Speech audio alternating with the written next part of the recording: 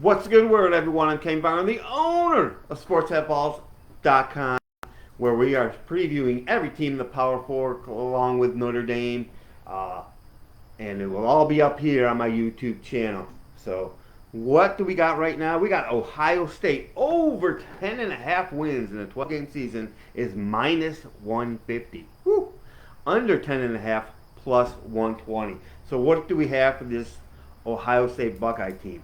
Well, of course, anyone can tell you they're loaded, and we'll tell you exactly what we're talking about. Quarterback transfer from Kansas State, Will Howard. What's he going to do?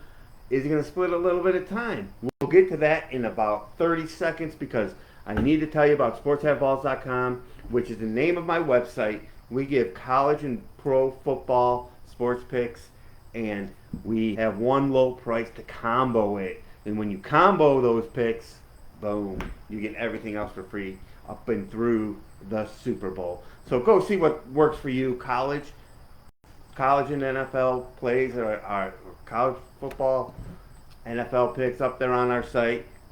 See what package works for you as we send them through an email. Boom, you get them with write-ups. So what do we got? Ohio State. So we got Ryan Day, of course. Who did he bring in though?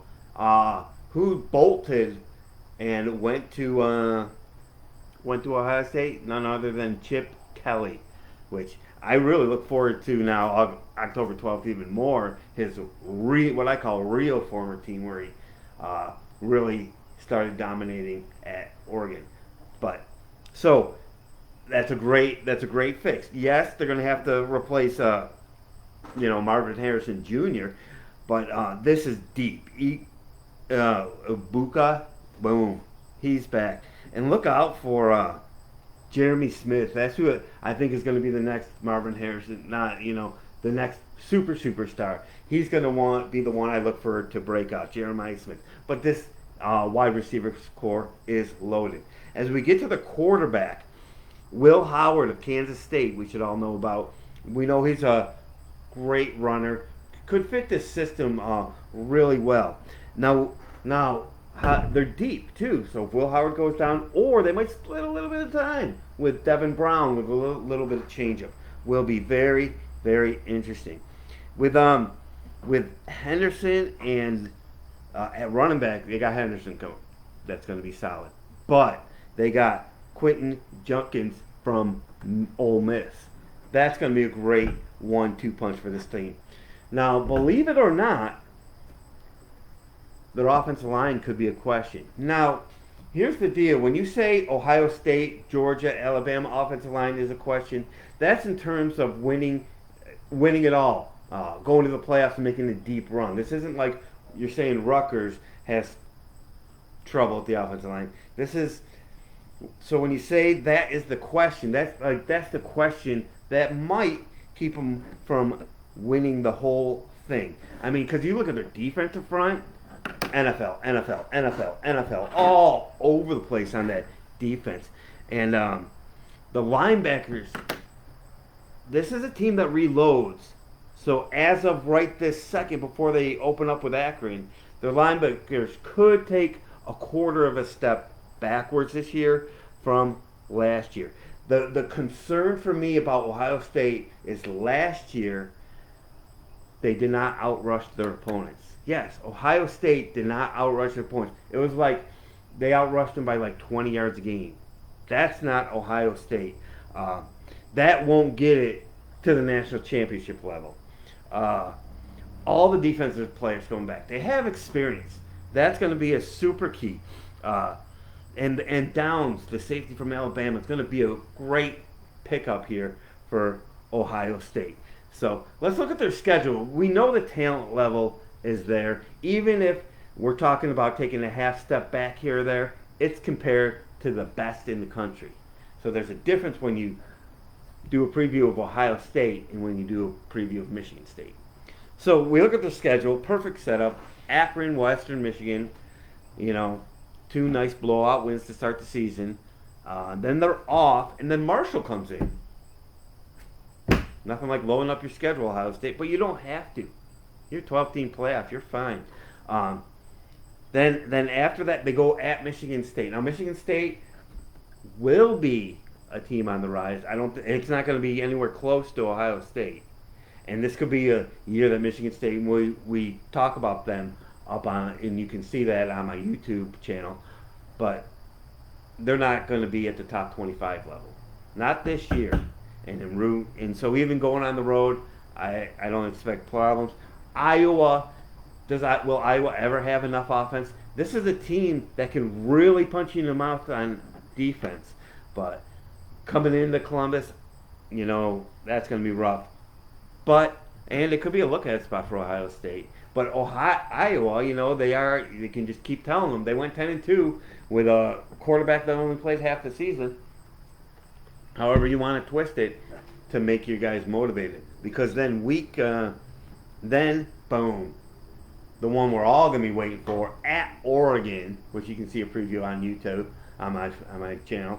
By the way, just subscribe to the channel. It doesn't cost anything. Just subscribe. You watch all these videos on all these teams.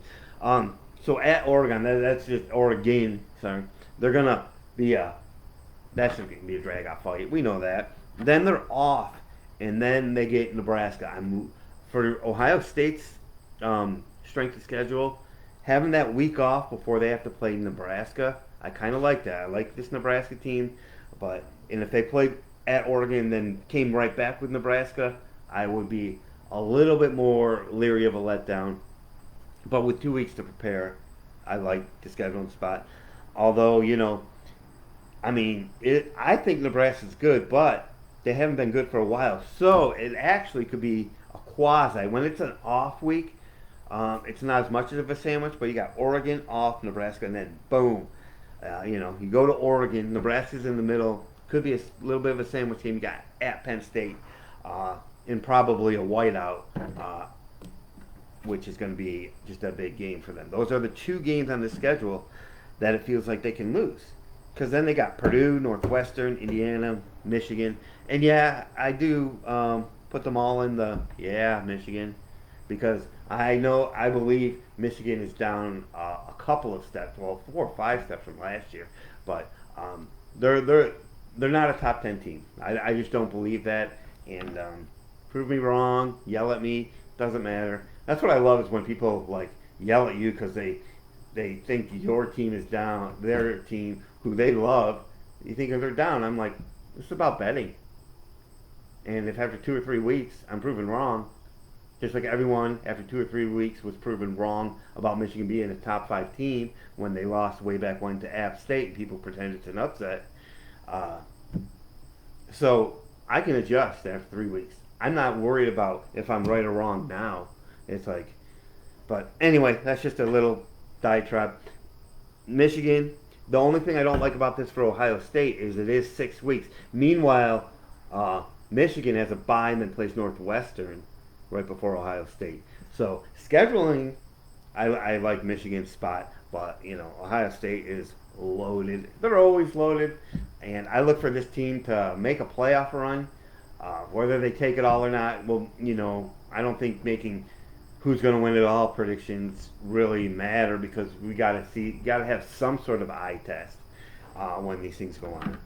So Ohio State's loaded. We all know it. Look for them to with a 10.5 at -150, I can see why it's juiced to the over. I don't see them getting upset and not losing to Iowa. So at Oregon and at Penn State, those will be the ones. Will they lose both games?